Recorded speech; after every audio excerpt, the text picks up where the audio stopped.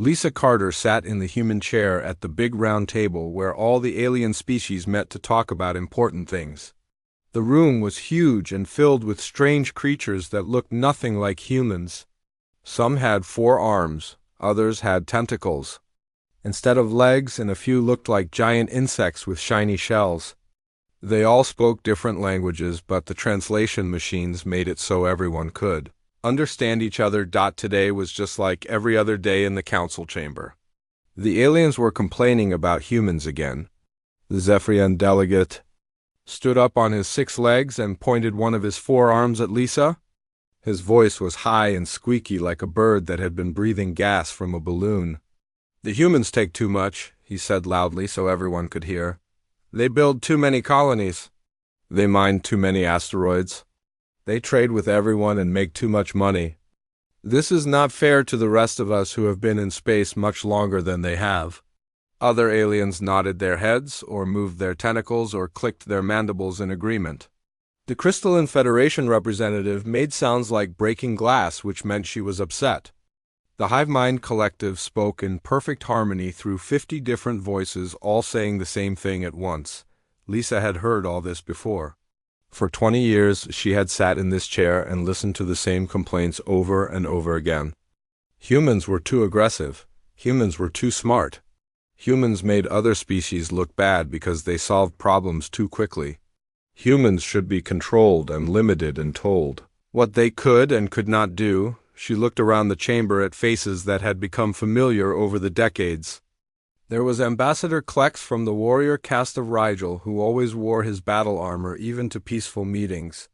There was the floating gas creature from the Nebula Collective, who spoke only in colors that changed across its transparent body. There was the machine intelligence from the Silicon Brotherhood that never moved except to flash lights in patterns. All of them had worked with humans. All of them had benefited from human knowledge and human help. But none of them ever admitted it. Instead, they acted like humans were dangerous children who needed to be watched and controlled. The Zephyrian was still talking. "We propose new limits on human expansion. No more than 2 new colonies per year. No mining rights in the core systems. All human military ships must have alien observers aboard to make sure they do not become too powerful." Lisa felt something break inside her chest. It was not anger exactly.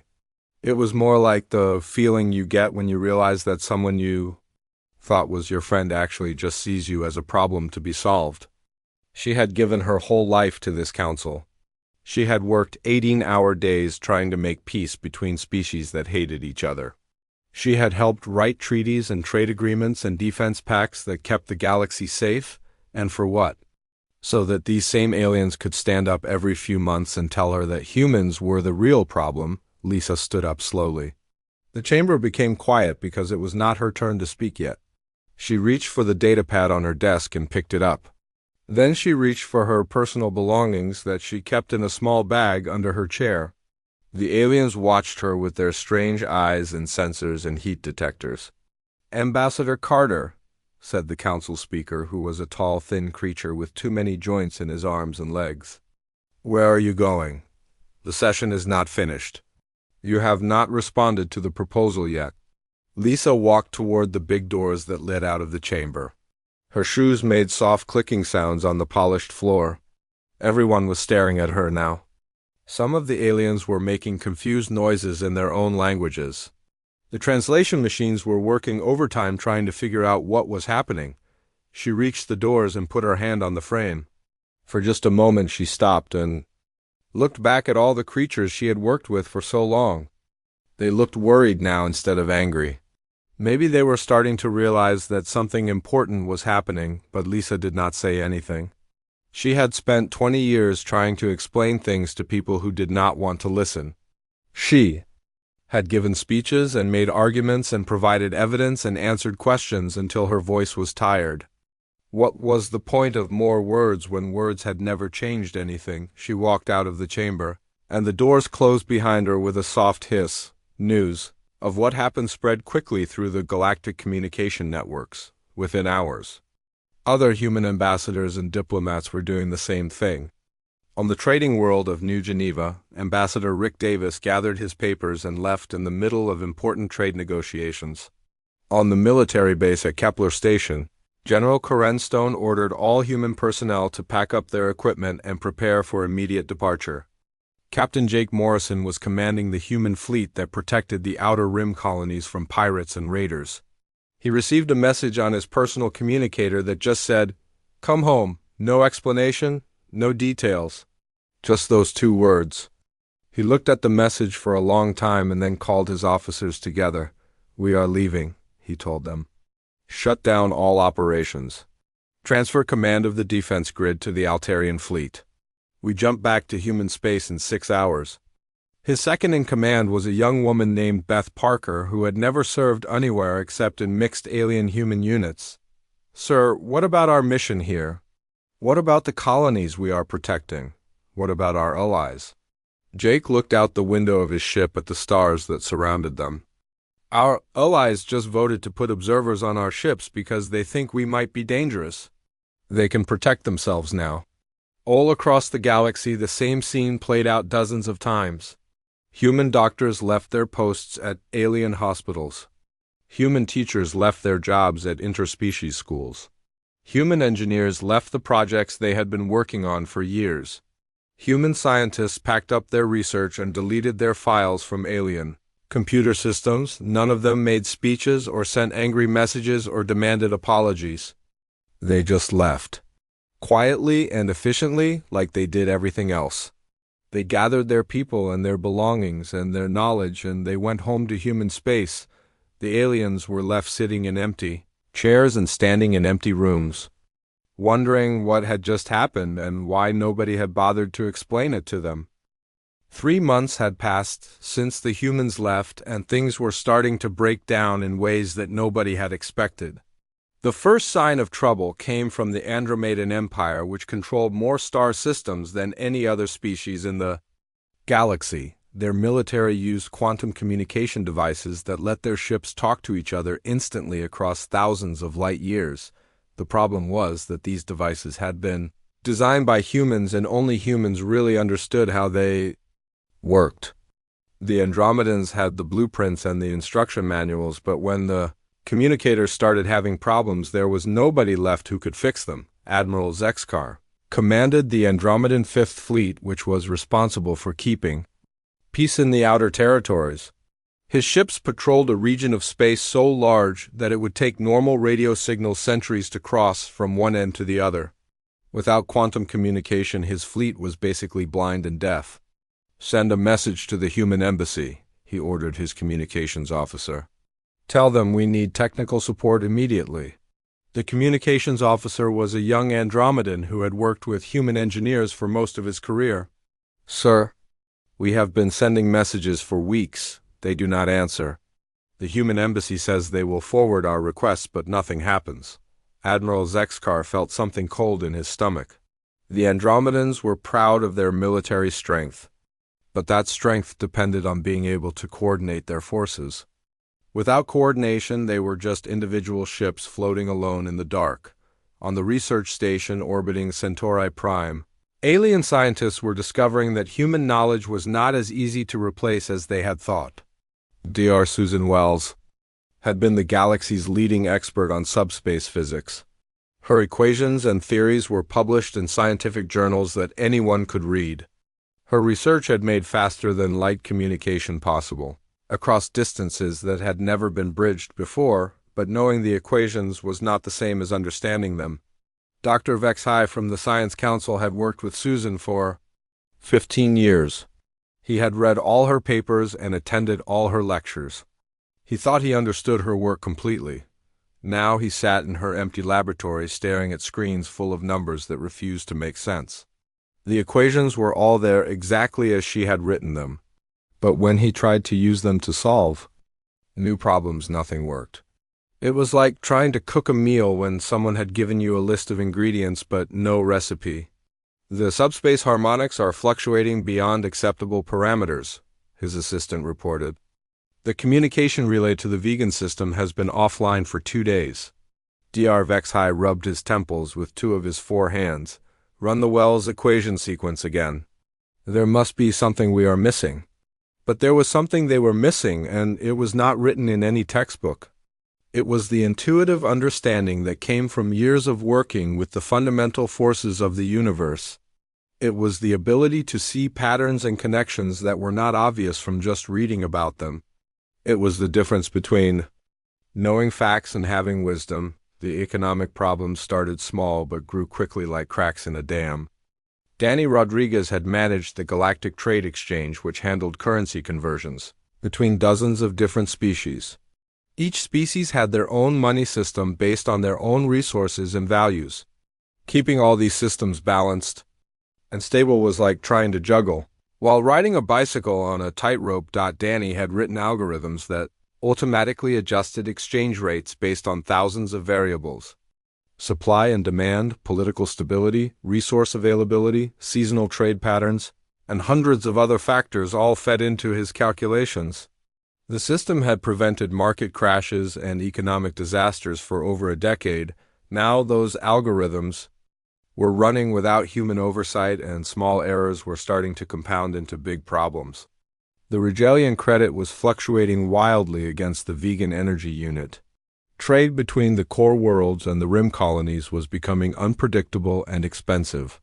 Merchants who had built their businesses on stable exchange rates were losing fortunes overnight. The aliens tried to contact Danny, but like all the other humans, he had simply disappeared. His office was empty. His personal communicator was disconnected.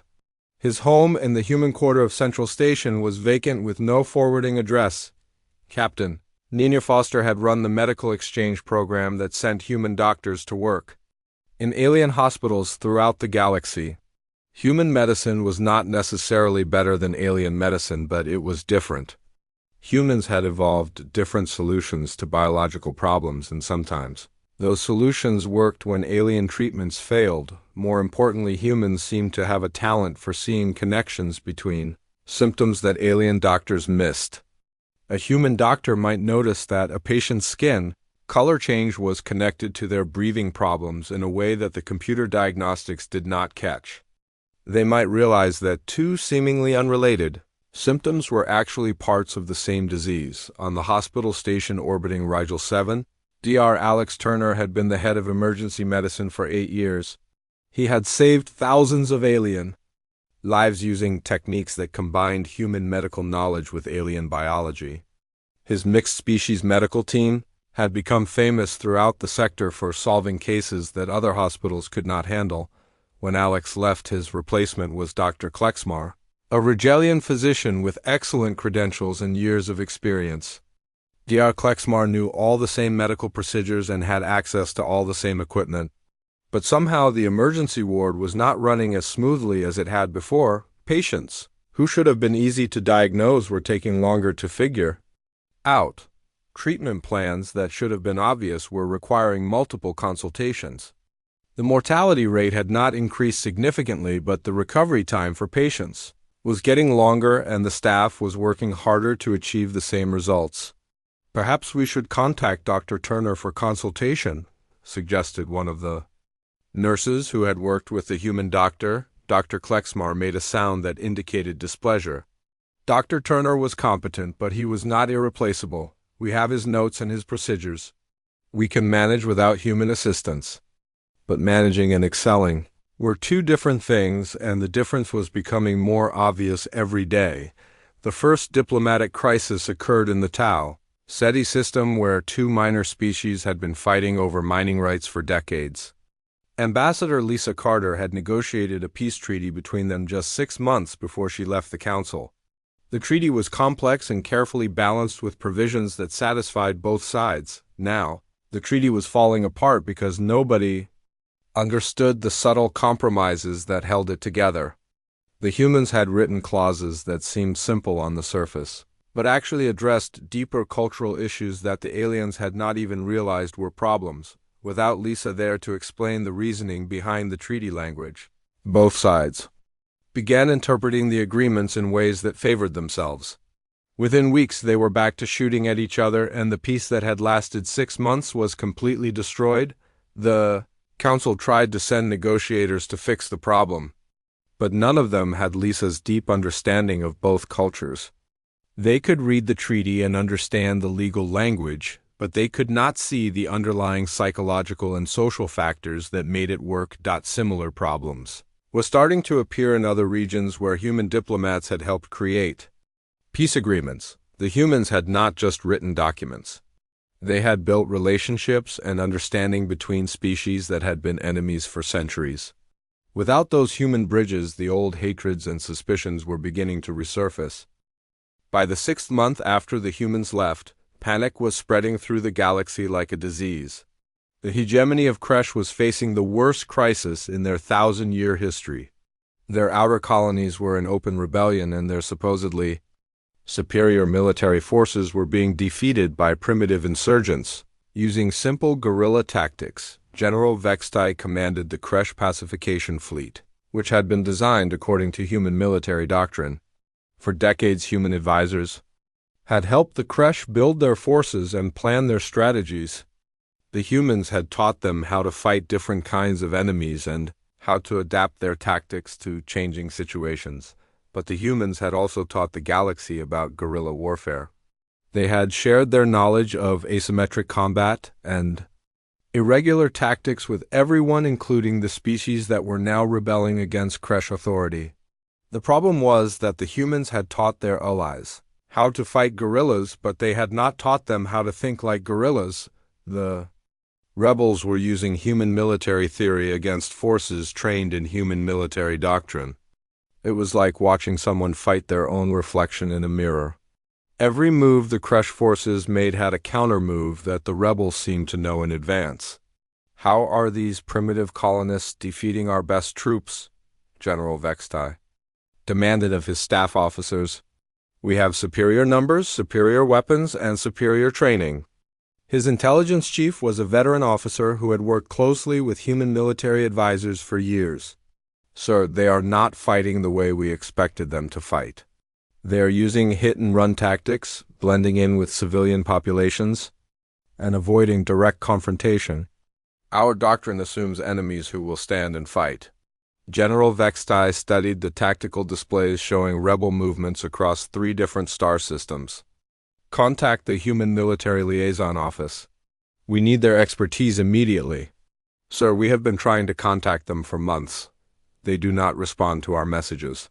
The Human Embassy says they have forwarded our requests, but we never receive." Replies: The truth was that the humans were not ignoring the requests because they were angry or spiteful. They were ignoring them because they had moved beyond caring about the problems of species that had treated them like dangerous children.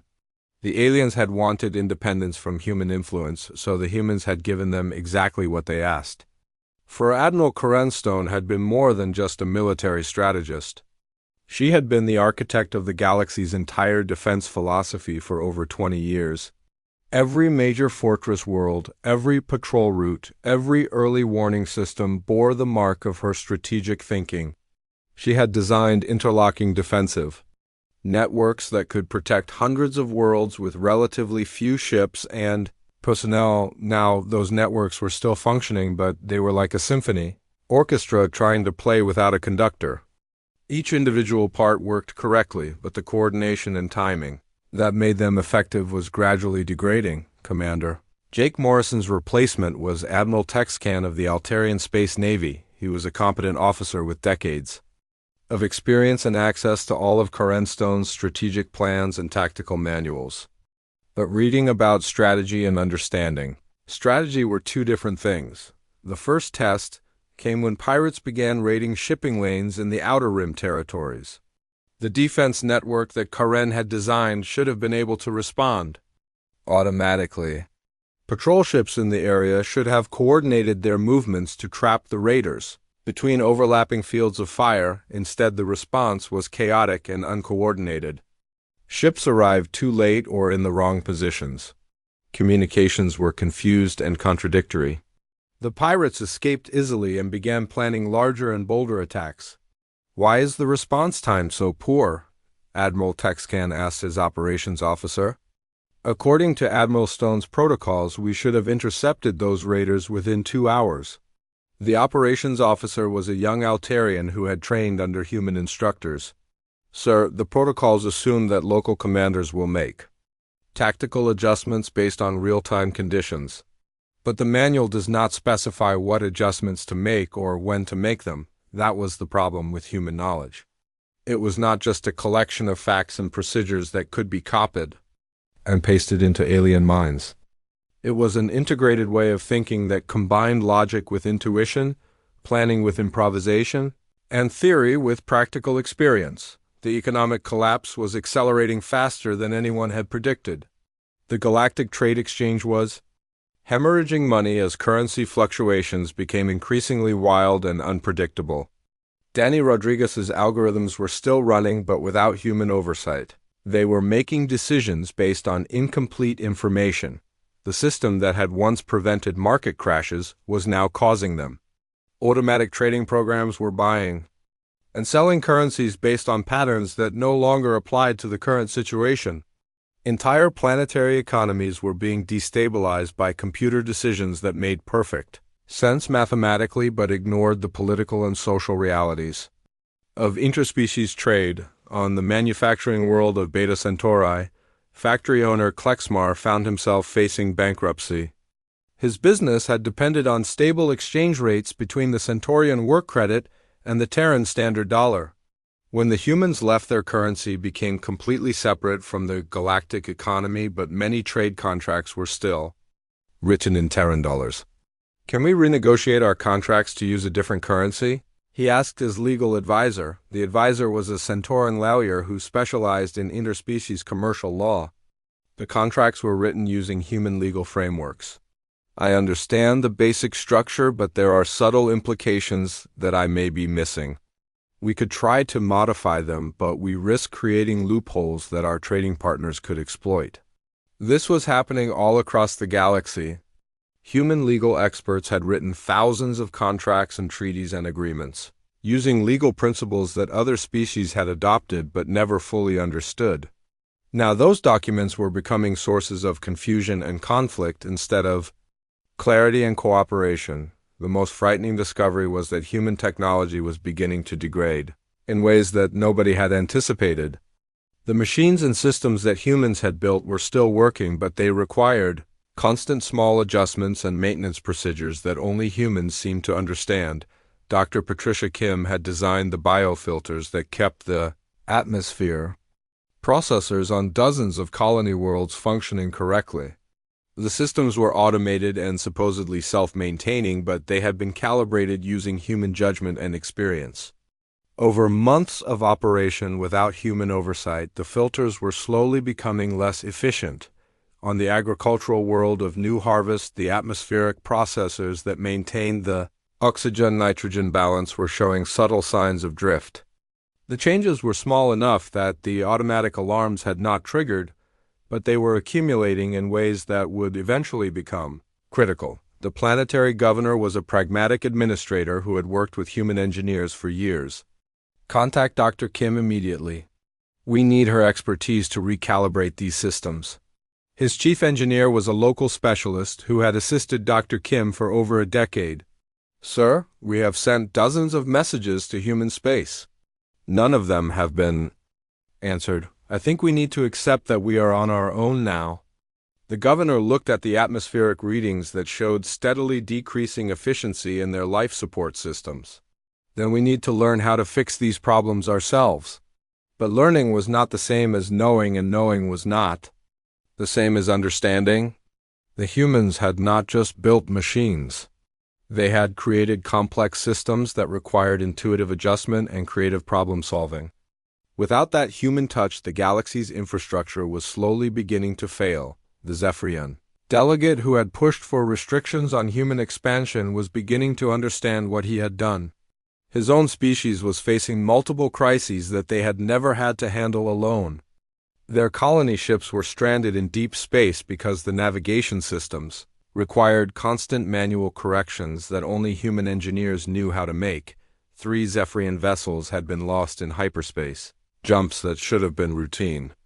The ships had followed all the proper procedures and used all the correct calculations, but something had gone wrong in ways that the automated systems could not compensate for. "Perhaps we should send a formal apology to the human government," suggested his aide. "Maybe if we admit our mistakes, they will consider helping us again." The delegate felt something heavy in his chest that might have been regret or fear or both. "Send the message, but do not expect a response. I think we may have burned that bridge more thoroughly than we realized." 1 year after the humans left, the galaxy faced its first major existential threat without human help. The Void Swarm had been quiet for decades, held back by joint research stations and early warning networks that humans had helped design and maintain. Now the extragalactic hunters were probing the outer rim again, testing defenses that had not been updated since the human departure. The first attacks came without warning in the Epsilon sector, where 3 mining colonies simply went silent. When patrol ships arrived to investigate, they found empty worlds with all the inhabitants gone and strange organic residue covering everything. The colonies had not been destroyed. They had been harvested. General Alex Turner had spent 20 years studying the Void Swarm and developing tactics to fight them. His mixed species research teams had created weapons and strategies specifically designed to counter the alien threat. The knowledge was all recorded in military databases that every species had access to. The problem was that fighting the swarm required more than just following procedures. It required the ability to think like them, to anticipate their adaptations, and to improvise solutions when the standard tactics failed. This kind of creative military thinking was something that humans seemed to have in abundance, but other species struggled with. Admiral Texcan of the Altarian Defense Force found himself commanding the largest fleet ever assembled to fight the swarm. He had 300 ships from a dozen different species and access to every tactical manual that General Turner had ever written. On paper, his force should have been more than sufficient to defeat any swarm incursion. The first major battle took place near the gas giant Kronos, where a swarm harvester fleet had been detected moving toward populated worlds. Admiral Texcan deployed his forces according to Turner's battle plans, using proven formations and time-tested strategies. The swarm ships responded exactly as Turner's manuals predicted they would. They formed defensive clusters, deployed organic screens to absorb incoming fire, and began their characteristic spiral attack pattern. Everything was going according to plan until the swarm did something that was not in any of the tactical manuals. Instead of continuing their spiral attack, the swarm ships suddenly broke formation and scattered in random directions. Half of them disappeared into hyperspace while the others began kamikaze runs at individual council ships. Within minutes, Admiral Texcan's carefully planned formation was in chaos. "What are they doing?" he demanded of his tactical officer. "This behavior is not described in any of our intelligence reports." The tactical officer was a veteran who had fought alongside human crews for years. "Sir, they have adapted beyond our tactical database. General Turner always said that the swarm learns from every encounter. We are fighting an enemy that has had a year to study our methods without facing human opposition. The battle was a disaster. 3 entire fleets were destroyed and the survivors retreated in confusion. The swarm had not just won. They had won easily using tactics that made the Council's battle plans useless. On the research station orbiting Vega Prime, Dr. Patricia Kim's replacement was struggling with problems that seemed to get worse every day. The bioweapons that had kept the swarm contained for decades were no longer effective. The alien organisms had adapted to every countermeasure in ways that the automated systems could not match. Dr. Vexhai had access to all of Patricia's research notes and laboratory procedures. He understood the basic principles of biowarfare and had decades of experience in xenobiology. But understanding principles and applying them creatively were 2 different skills. The latest samples show complete immunity to our standard bioagents. His assistant reported, "The swarm organisms have developed resistance to every weapon in our arsenal." Dr. Vexhai studied the test results that showed his best efforts being neutralized by alien adaptations. Dr. Kim's notes mention something called adaptive countermeasures, but the procedures are not clearly specified. She refers to intuitive adjustments based on organic feedback patterns. That was the problem with human science. It was not just about following protocols and repeating experiments. It was about seeing patterns and making connections that were not obvious from the data alone. Humans seem to have an almost supernatural ability to look at biological systems and understand how they worked at a fundamental level. The Council's emergency session was unlike anything in galactic history.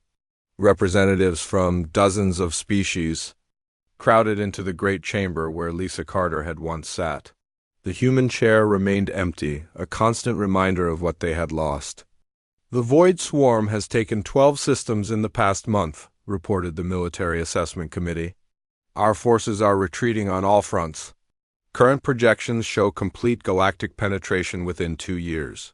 The Zephyrian delegate, who had once demanded restrictions on human expansion, now looked like he had aged a decade in the past year. "What about the human military archives? Surely we can develop new strategies based on their research." The committee chairman was a Rigelian general who had worked closely with human officers. "We have studied every document and analyzed every battle report." But General Turner's success was not based on superior technology or overwhelming force. It was based on his ability to think like the enemy and adapt faster than they could evolve. This was the terrifying truth that the Council was beginning to understand. Humans had not protected the galaxy through superior firepower or advanced technology. They had protected it through superior thinking, through the ability to see solutions that other minds could not grasp. Captain Nina Foster commanded one of the few medical ships still operating near human space. She treated refugees fleeing the swarm advance and alien diplomats who came begging for human assistance. Every day brought more desperate faces and more stories of worlds falling to threats that humanity had once contained. The refugees told stories that all sounded the same. Swarm organisms that adapted faster than defenses could be developed, bioweapons that stopped working after a few uses, military tactics that failed because the enemy learned and changed while the defenders followed rigid procedures. "Can you not convince your government to help us?" asked Ambassador Klexhai of the Andromedan Empire. "Surely humanity does not wish to see the entire galaxy consumed by the swarm." Nina looked at the alien diplomat who had once voted to restrict human expansion and felt something that might have been pity. "My government is no longer interested in galactic affairs. We have moved beyond the need for council approval or alien cooperation." This was the truth that the aliens were slowly beginning to understand. Humanity had not left because they were angry or hurt. They had left because they had outgrown the petty politics and limitations that the Council represented. While the galaxy argued about restrictions and regulations, humans had been quietly developing new technologies and exploring new frontiers, intelligence reports from the few alien agents who had managed to observe human space told stories that seemed impossible. Massive construction projects in the void between galaxies. Ships using propulsion systems that no other species understood. Colonies being established in dimensions that normal physics said should not exist. The humans were not just surviving without the galactic community. They were thriving in ways that made their former allies irrelevant. On the border station that marked the edge of human space, Commander Bobby Liu processed requests from alien delegations who wanted to negotiate humanity's return to the Council. The offers were becoming increasingly desperate as the swarm advance continued. The Andromedan Empire offers full technology sharing and unrestricted human expansion rights. His communications officer reported, "The Zephyrian Confederation promises to dissolve all restrictions on human activities. The Crystalline Federation is offering 50% of their territory as human colonies." Bobby looked at the messages that once would have been considered incredible diplomatic victories. Now they just seemed the pathetic, standard response to all requests. Humanity appreciates their offers but has no interest in resuming galactic involvement. The aliens did not understand that they were no longer offering anything that humans wanted.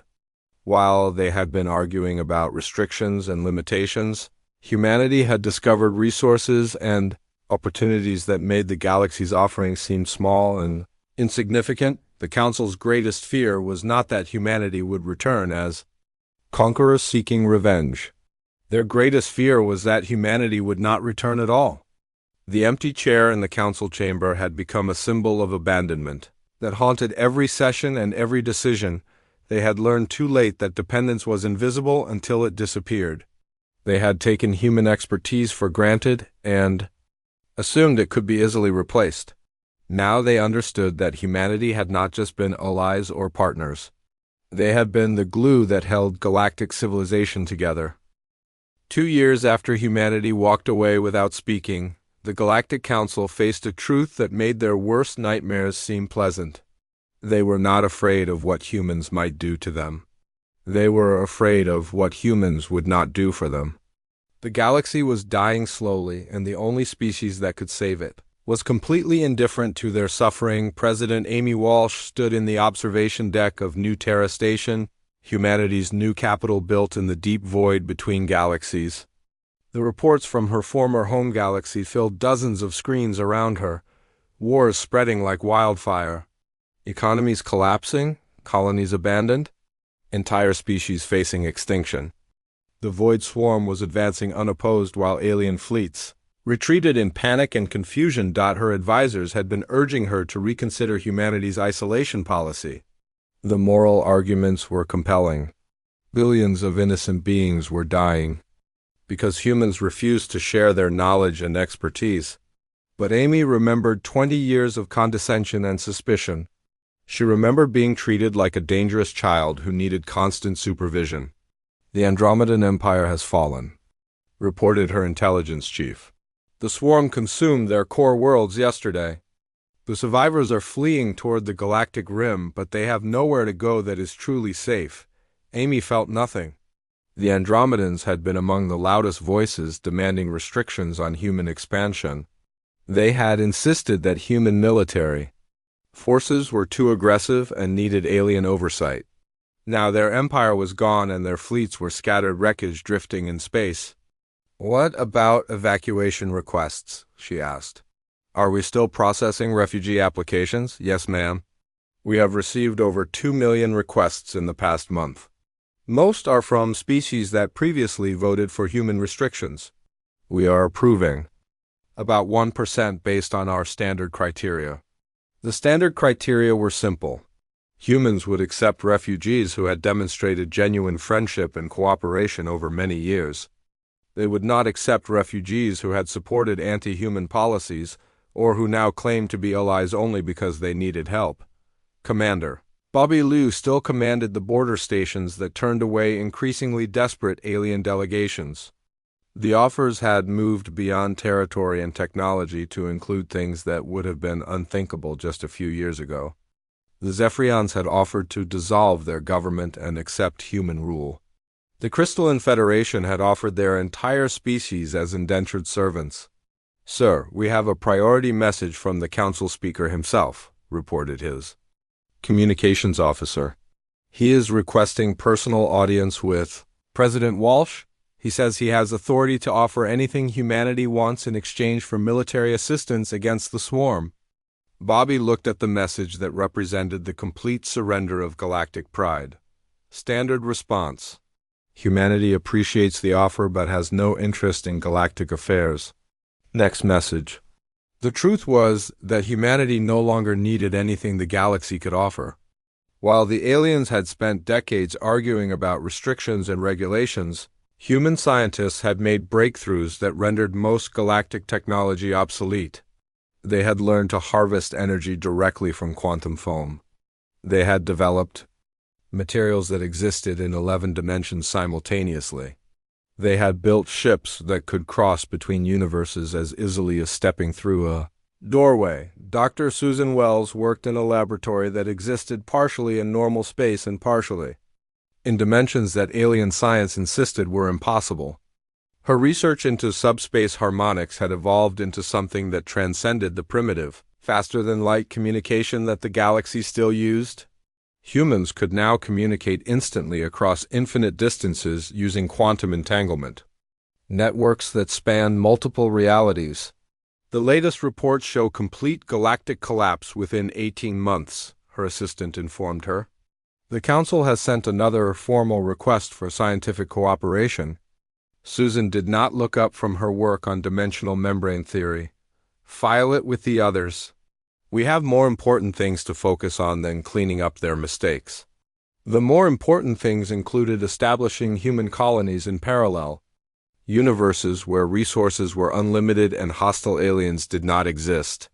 Humanity had discovered that their galaxy was just one of infinite possibilities, and most of those possibilities were far more interesting than the petty political squabbles they had left behind.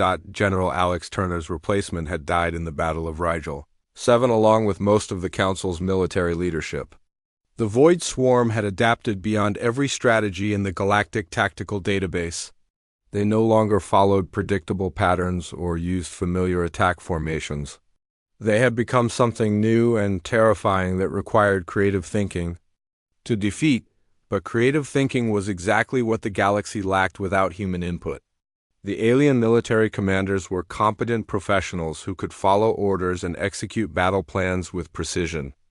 They could not improvise solutions to unprecedented problems or develop new tactics faster than their enemies could adapt. The last major battle of the war took place in the Sol system, where Earth had once orbited before humanity moved it to a safer dimension.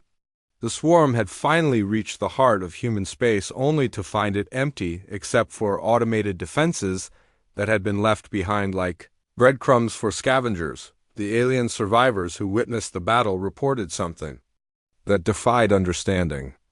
The abandoned human defense platforms did not just fight the swarm, they adapted and evolved in real time, developing new weapons and tactics as the battle progressed.